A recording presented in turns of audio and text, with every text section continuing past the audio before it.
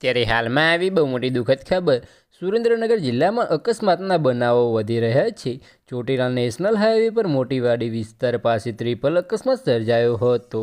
ST bus truck અને Eicher વચ્ચે અકસ્માતમાં મુસાફરોને સામાન્ય ઈજાઓ પહોંચી હતી। સદનસીબે કોઈ જાનહાનિનો બનાવ ન બનતા મોટી દુર્ઘટના ટળી હતી। જામજોધપુરથી સુરત તરફ જઈ રહેલી એસટી બસ ચોટીલા હાઈવે પર પહોંચી ત્યારે મોટીવાડી વિસ્તાર પાસે એસટી બસ પાછળ આઈસર ઘૂસી જતા એસટી બસ આગળ ઊભેલો ટ્રક સાથે તડાકાભેર અથડાતા અકસ્માત સર્જાયો હતો।